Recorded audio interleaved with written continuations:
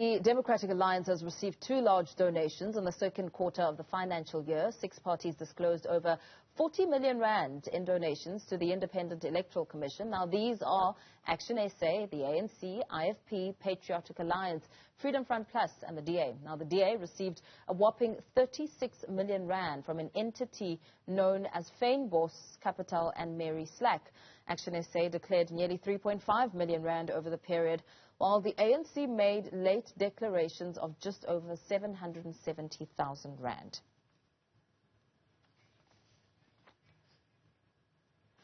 Let's get some reaction now from Robyn Pasensie, researcher at My Vote Counts. A very good afternoon to you. Thank you so much for joining us. I mean, the IEC has published quarterly disclosures for the period, the 1st of July to the 30th of September, in terms of the Political Party Funding Act. What's your take on this?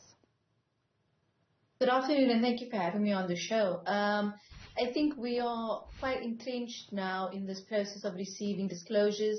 I think these are, in fact, the 10th set overall since the 1st of April 2021. So in many ways, it confirms a pattern that we've already seen. So we've already mentioned large donations to the DA, one in the amount of 10 million rand, another one in the amount of 15 million rand. This is actually what we've seen in the disclosures, quite usual. What we have is a small number of political parties making donations. What we see from those political parties, you'll have 1 or 2, maybe 3 donors who are donating very large amounts like the ones that I have mentioned.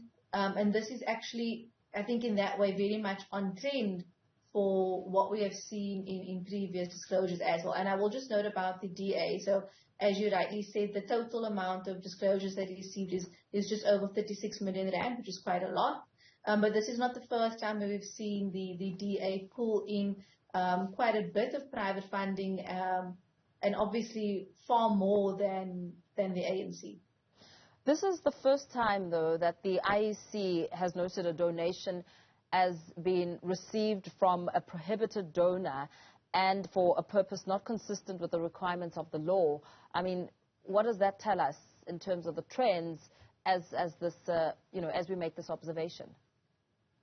Absolutely. I think, first of all, we must commend the IEC, because this is exactly what their role is part of, which is to enforce compliance with the Act.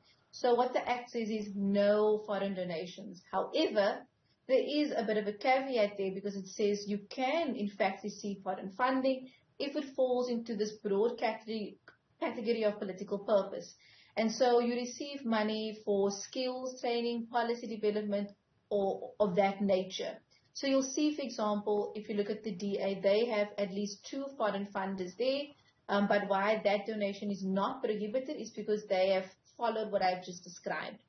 What we have seen from the prohibited donation, which was made to the Freedom Front Plus, is that this did in fact come from a foreign government, a foreign entity, but they received an in-kind donation that was not for skills development, not for policy training, not for anything of that nature.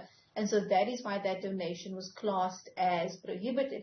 What is interesting about this is that the language that's in the Act is a little bit vague or even ambiguous. So it's quite plausible that political parties are actually perhaps unsure about how to actually go about possibly receiving foreign funding. So it is notable that we've seen it here. It's also notable the IEC has mentioned this.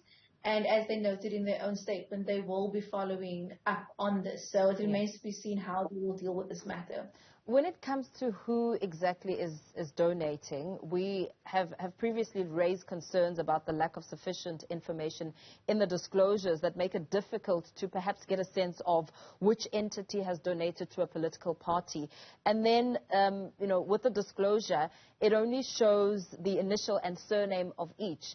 Do you see that being an issue, just not a full name and surname, just initials?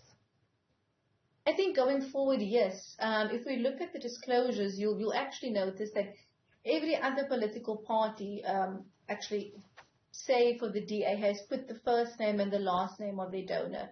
But when it comes to the DA, they've categorized it as an initial of the first name and the surname. But people could have similar sounding names, the same names. It's actually difficult for us to know who this person is. We could make a guess if you are putting that out there based on previous disclosures that this is possibly the same person that donated previously, but it just makes cross-checking, fact-checking a little bit more difficult. And it's one of those things that just obfuscates even more this element of trying to hold our politics to account. Of course, we're not trying to stop donors from donating. We don't want them to feel prejudiced about making those donations, but we simply want to make sure that these donations are only that. They don't actually carry with them any kind of quid pro quo for making these large donations. Very well. Thank you so much, Robyn Pasensie, researcher at My Vote Counts. Just looking at the trends as the 10th set of party funding disclosures shows what the law still needs to do.